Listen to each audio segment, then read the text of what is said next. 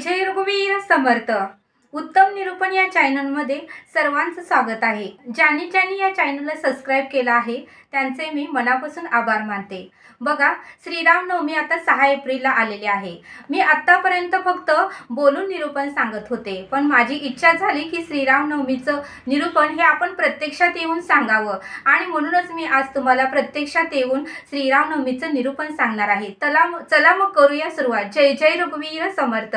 बघा, श्रीरामनवमी ही 6 एप्रिलला आहे। श्रीरामांचा जन्म अयोध्यामध्ये झाला। राजा दशरथांच्या घरी आणि माता कौशल्याच्या पोटी श्रीराम प्रभूंचा जन्म झाला। आणि बघा, श्रीराम प्रभू हे विष्णूचे 7वे अवतार आहेत आणि श्रीराम प्रभूच्या जन्मादिवशी बऱ्याच मंदिरात, बऱ्याच तीर्थक्षेत्रामध्ये, बऱ्याच मठामध्ये हा उत्सव मोठ्या प्रमाणात साजरा केला जातो आणि महाप्रसादही त्या दिवशी ठेवला जातो। बघा, श्रीराम प्रभूंविषयी सांगावं तेवढं कमीच आहे। श्रीराम प्रभू हे एक बाणी होते, एक पत्नी होते आणि एक वचनी होते। एकदा सोडलेला बाण तो त्यांचं कार्य करूनच परत येत होता आणि एकदा कोणाला तर ते वचन दिलं तर ते पूर्णच ते करत होते आणि त्यांना शेवटपर्यंत एकच पत्नी होती। म्हणजे श्रीराम प्रभूंचं जेवढं आपण सांगल तेवढं कमीच आहे असं समर्थ आपल्याला ते सांगतात। बघा, ज्यावेळेस श्रीराम प्रभूंचा राज्याभिषेक होणार होता त्याच्या आदल्या दिवशी राजा दशरथ यांनी श्रीराम प्रभूंना 14 वर्ष वनवास भोगावा लागेल असं सांगितलं।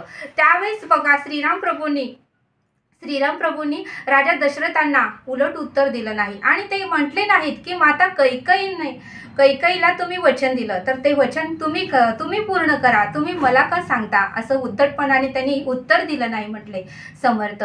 ते म्हटले आज्ञेप्रमाणे आणि त्यांनी आपल्या राजवैभवाचा त्याग केला, अलंकारांचा त्याग केला आणि सर्व गोष्टीचा ते त्याग करून त्यांनी भगवे वस्त्र परिधान केले आणि बघा, ते दुसऱ्या दिवशीच वनवासाला जाण्याची तयारी त्यांनी केली आणि त्यांच्याबरोबर माता सीता आणि त्यांचे भाऊ लक्ष्मणही त्यांच्याबरोबर वनवासाला निघाले। बघा, ज्यावेळेस ते वनवासाला गेले त्यावेळेस सुद्धा त्यांनी अनेक लोकांचा त्यांनी उद्धार केला। अहिल्याचा उद्धार केला, माता शबरीचा उद्धार केला, सुग्रीवचा उद्धार केला, बालीचा उद्धार केला। अनेक राक्षस जे श्रापाने राक्षस झाले होते त्यांचाही उद्धार श्रीराम प्रभूंनी केला। बघा, ज्यावेळेस अहिल्याचा पती तिच्या पतीने अहिल्याच्या पतीने अहिल्याला श्राप दिला होता, त्यामुळे अहिल्या ही शिळा होऊन पडली होती। त्यावेळेस सुद्धा श्रीराम प्रभूंचा चरण स्पर्शाने परत शिळेतून परत अहिल्या प्रगट झाली म्हटले समर्थ। म्हणजे शिळेतून तिची मुक्तता झाली का तर फक्त श्रीराम प्रभूच्या स्पर्शाने। म्हणजे श्रीराम प्रभूंचं नाम जरी घेतलं तरी आपल्या आयुष्यातली संकटे दूर होतात। मग आपण किती वेळा श्रीराम प्रभूंचं नाव घेतलं पाहिजे असं समर्थ आपल्याला ते सांगतात। बघा, पूर्वी समर्थ रामदास स्वामींनी श्लोक लिहूनच ठेवला आहे। अहिल्याशी राघवे मुक्त केली, पदी लागता दिव्य होऊन गेली, जया वर्णिताशी नली वेदवाणी, नुपेक्षी कदा रामदासाभिमानी। हा श्लोक समर्थ रामदास स्वामींनी पूर्वी लिहूनच ठेवला होता आणि म्हणूनच अहिल्याचाही उद्धार झाला। माता शबरीचा सुद्धा उद्धार झाला। ती ही वयस्कर झाली होती, तिला ऋषींनी सांगितलं होतं की कधी ना कधी तरी तुला श्रीराम प्रभू हे दर्शन देतील, तरीही तिने कधी, कुठल्या वेळेस, कुठल्या तारखेला श्रीराम प्रभू दर्शन देतील असे प्रश्न केले नाहीत। ती म्हणाली ठीक आहे आणि तिचे केस पिकले होते। बघा, ती पूर्णपणे म्हातारी झाली होती तरीही तिने आशा सोडली नाही, कधी ना कधी तरी मला श्रीराम प्रभू दर्शन द्यायला येतील। म्हणून ती नेहमी बोरं आणत होती आणि ती बोरं उष्टी करून ठेवत होती का तर प्रभूंना ती बोरं आंबट लागू नये। आणि पूर्ण रस्त्यामध्ये ती फुलांचा सडा टाकत होती का तर श्रीराम प्रभूंना काटे आणि काहीही टोचू नये म्हणून, खडे टोचू नये म्हणून। एवढी ती रोज सेवा करत होती। तिला माहितीही नव्हतं की कधी येणार, पण ती रोज अशी सेवा करत होती। पण एक ना एक दिवस श्रीराम प्रभू तिला दर्शन द्यायला तिच्या आश्रमामध्ये गेलेच आणि तिला दर्शन दिलंच। बघा, शबरीचा सुद्धा त्यांनी उद्धार केला, सुग्रीवचा उद्धार केला, बालीचा उद्धार केला, अनेक राक्षसांचा प्रभू श्रीरामांनी उद्धार केला।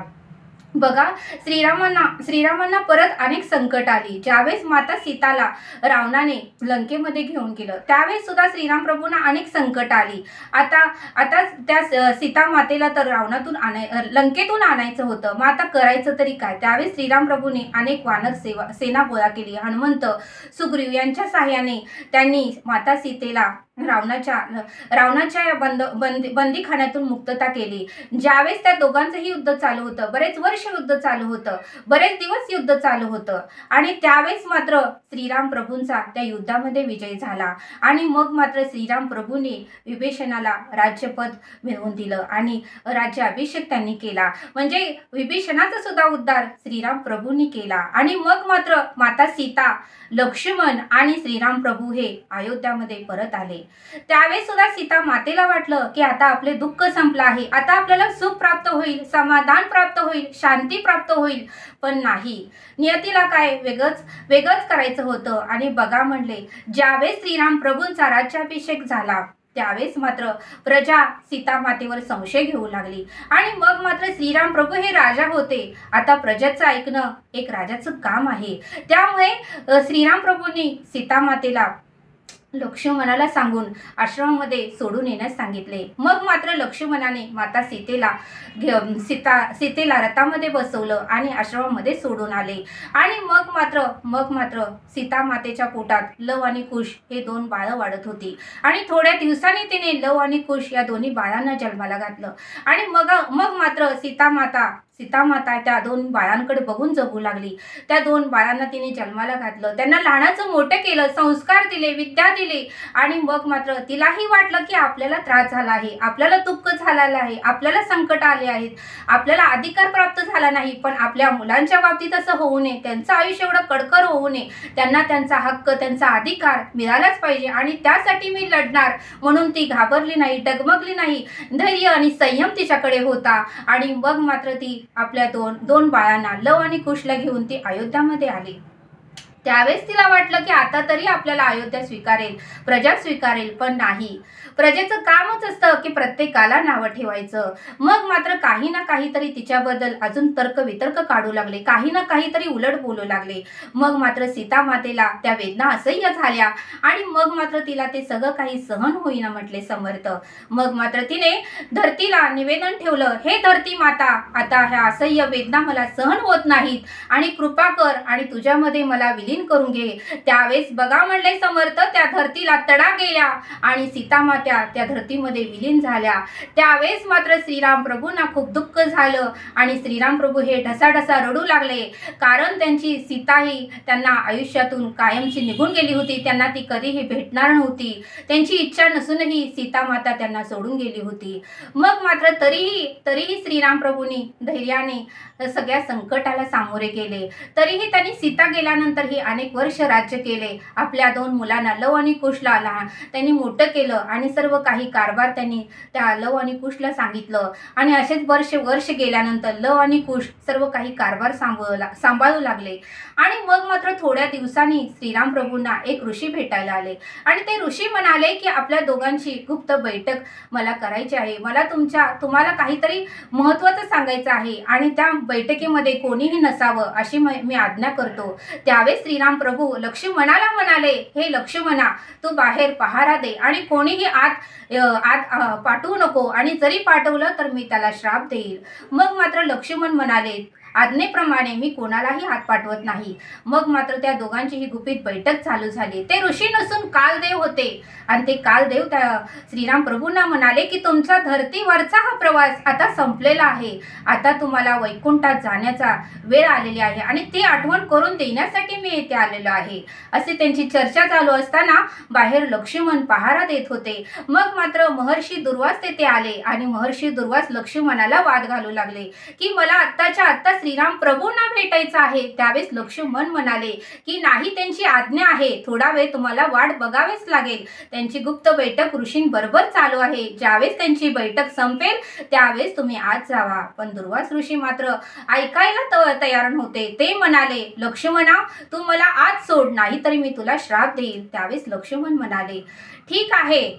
लक्ष्मण आपल्या मनाला बोलू लागले की एक तर दुर्वास ऋषीही मला श्राप देणार आणि मी आत गेलो तर श्रीराम प्रभूही मला श्राप देणार, कोणाचा तरी श्राप घ्यायचंच आहे। मग मी श्रीराम प्रभूंचा श्राप घेतो आणि मग मात्र लक्ष्मण दार उघडून ते आत आले। त्यावेळेस मात्र श्रीराम प्रभूंनी लक्ष्मणाला श्राप दिला की तू आत्ताच्या आत्ता देह त्याग कर, तू माझ्या आज्ञेचं पालन केलं नाहीस।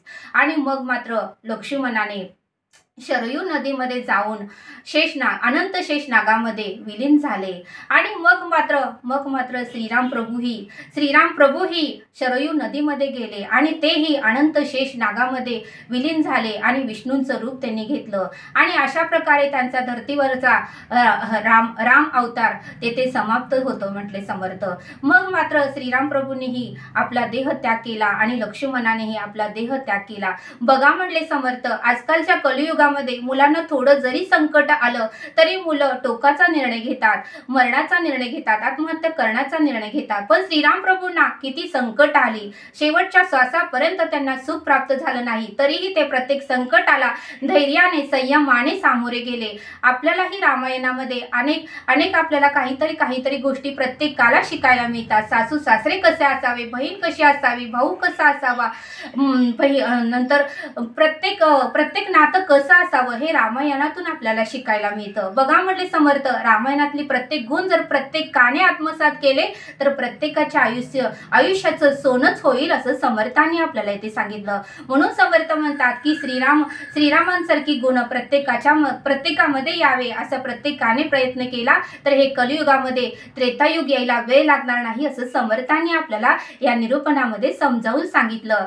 तरी आता आपण येथेच थांबूया। धन्यवाद। जय सद्गुरू। परत एकदा श्रीरामनवमीच्या सगळ्यांना खूप खूप शुभेच्छा। धन्यवाद।